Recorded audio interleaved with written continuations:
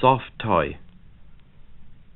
I am soiled with the repetition of your loves and hatreds and other experiments. You do not hate me, crumpled in my corner. You do not love me, a small heaped corpse. My face of beaten fur responds as you please. If you do not smile, it does not smile. To impatience or distaste, it answers blankness beyond your goodwill, blank conviction beyond your understanding or mine. I lie limp with use and reuse, listening. Loose ends of conversations, hesitations, half-beginnings that peter out in my presence are enough. I understand with a flame of shame or a click of ease or joy inert. Knowledge into resignation, the process drives deeper, grows clearer, eradicating chance growths of desire, and colder, all possibilities of desire. My button-brown, hard eyes fix on your need to grow as you crush me with tears and throw me aside. Most they reflect, but something absorb, brightening in response with energy to the energy of your changes. Clutched tightly through the night, held before you ragged and quietly crumpled as you are thrust in dull terror into your opening brain, I face the dark with eyes that cannot close, the cold outermost points of your will as you sleep. Between your tyrannous pressure and the black resistance of the void, my blankness hardens to a blunt probe, a cold, pitted, grey face.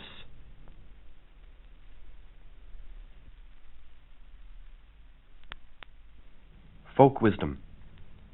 Each year, for a short season, the toads stare and wait and clutch in their being a shrieking without breath. There is nothing but the harrow. Everything speaks its approach. Even blades of grass, flower stems, are harrow's teeth, hideous because they are parallel and in earth. The men are shackling their horses in the yard. They talk softly about earth and seed. Soon the toads will shriek. Each, as he hears his neighbour, gathers all his strength. And so the curse was lifted according to the tale. One kiss, and a prince stood there where a toad had been. It is possible. Such a strain, under the kiss of the harrow, could suffice.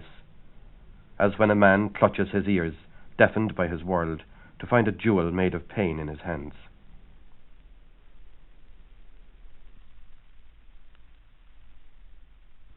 Before sleep. It is time for bed. The cups and saucers are gathered and stacked in the kitchen, the tray settled with your tablets, a glass, a small jug of orange. Are the windows shut and all the doors locked? I pass near the desk in my room and stand a minute looking down the notes I made this morning. Yes, tomorrow it might do to begin. Thunder whispers far off among my papers. The wall opposite is blank but alive, standing water over sunken currents. The currents pursue their slow eddies through the house, scarcely loosening as yet the objects of our love. Soon the falls will thunder, our love's detritus slide across the brim, seriatim, glittering, and vanish, swallowed into that insane white roar, chaos, all battered, scattered. Yes, in the morning I will put on the cataract, give it veins, clutching hands, the short shriek of thought.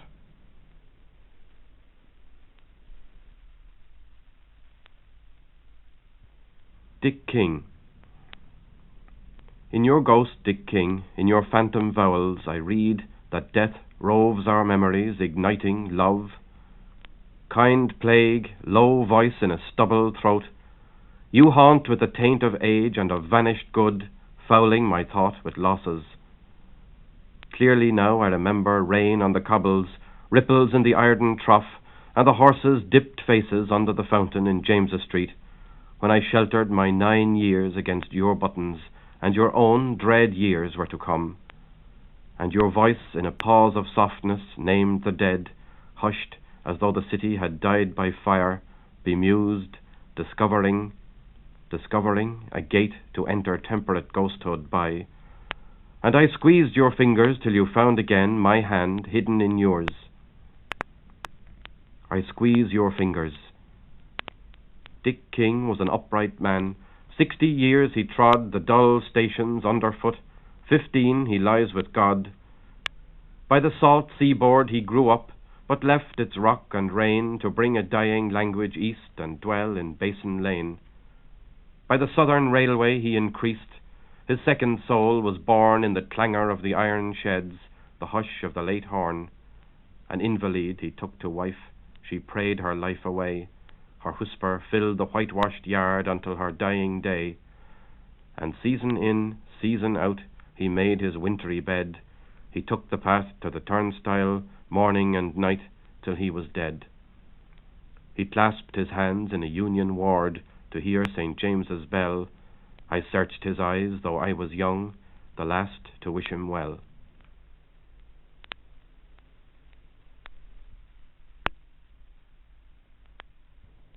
Chrysalides. Our last free summer, we mooned about at odd hours, pedalling slowly through country towns, stopping to eat chocolate and fruit, tracing our vagaries on the map. At night we watched in the barn to the lurch of melodeon music, the crunching boots of countrymen, huge and weightless as their shadows, twirling and leaping over the yellow concrete. Sleeping too little or too much, we awoke at noon, and were received with womanly mockery into the kitchen, like calves poking our faces in with enormous hunger. Daily we strapped our saddlebags and went to experience a tolerance we shall never know again, confusing for the last time, for example, the licit and the familiar. Our instincts blurred with change. A strange wakefulness sapped our energies and dulled our slow-beating hearts to the extremes of feeling, insensitive alike to the unique succession of our youthful midnights, when by a window ablaze softly with a virgin moon, dry scones and jugs of milk awaited us in the dark, or to lasting horror, a wedding flight of ants spawning to its death, a mute perspiration glistening like drops of copper agonized in our path.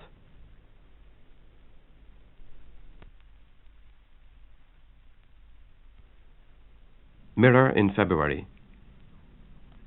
The day dawns with scent of must and rain, of opened soil, dark trees, dry bedroom air.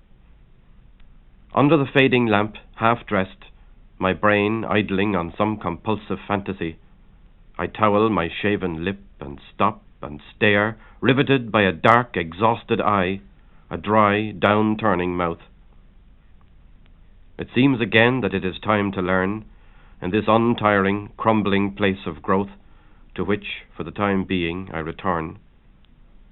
Now, plainly in the mirror of my soul, I read that I have looked my last on youth, and little more, for they are not made whole that reach the age of Christ.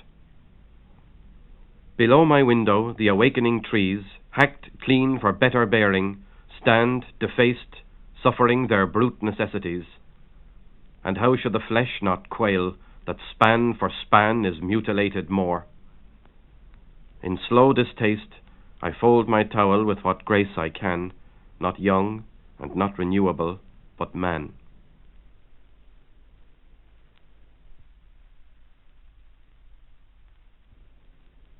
Traveller. Behind me my children vanish, left asleep in their strange bed, in apple-tasted night. I drive from worry to where my wife struggles for her breath in a private room. An hour to midnight, and the traps of self are open for 80 solitary miles ahead, in the swerving ditch, in the flash of tree trunks and hedges. The brain, woken to itself and restless, senses their black mouths muttering in the darkness, phrases, echoes of feeling from other journeys, to bait and confuse the predatory will, and draw it aside, muttering in absent response, down stale paths in the dark, to a stale lair in brainless trance, where it can treadle and chew old pangs blunter and smoother, old self-mutilations.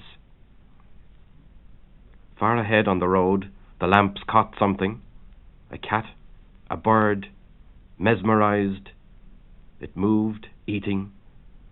It rose slowly, white-furred, and flew up into the dark, an owl My heart stood still. I had forgotten the very existence.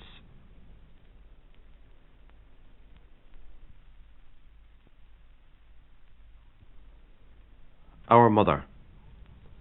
Tall windows full of sea light, 2 women and a child in tears, silent among screens and flowers, the ward a quiet zone of air.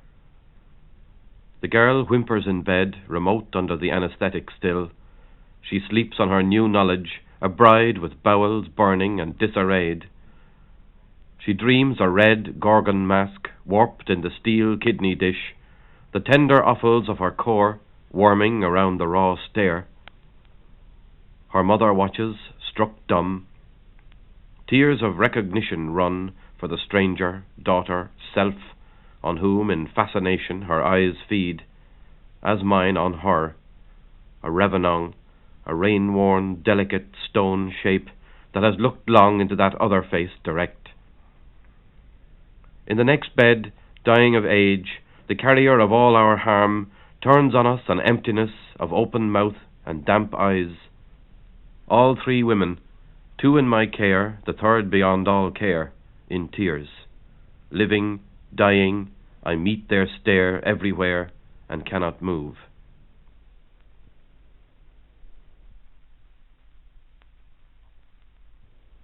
Office for the dead. The grief-chewers enter, their shoes hard on the marble, in white lace and black skirts, books held to their loins. A silver pot tosses in its chains as they assemble about the coffin, heavy under its cloth, and begin. Back and forth, each side in nasal unison against the other, their voices grind across her body. We watch, kneeling like children, and shrink as their church Latin chews our different losses into one. All but certain images of our pain that will not in the coarse process pass through the cloth and hidden boards to their peace in the shroud, that delay still real, high, thin shoulders, eyes boring out of the dusk, wistful misshapenness, a stripped, dazzling mouth, her frown as she takes the candle pushed into her hands in the last crisis, propped up, dying with worry. Sanctus, we listen with bowed heads to the thrash of chains measuring the silence. The pot gasps in its smoke, an animal of metal dragging itself and breathing.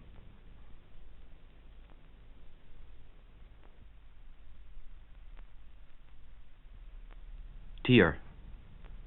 I was sent in to see her. A fringe of jet drops chattered at my ear as I went in through the hangings. I was swallowed in chambery dusk. My heart shrank at the smell of disused organs and sour kidney. The black aprons I used to bury my face in were folded at the foot of the bed in the last watery light from the window. Go in and say goodbye to her. And I was carried off to unfathomable depths. I turned to look at her. She stared at the ceiling and puffed her cheek, distracted, propped high in the bed, resting for the next attack. The covers were gathered close up to her mouth, that the lines of ill temper still marked.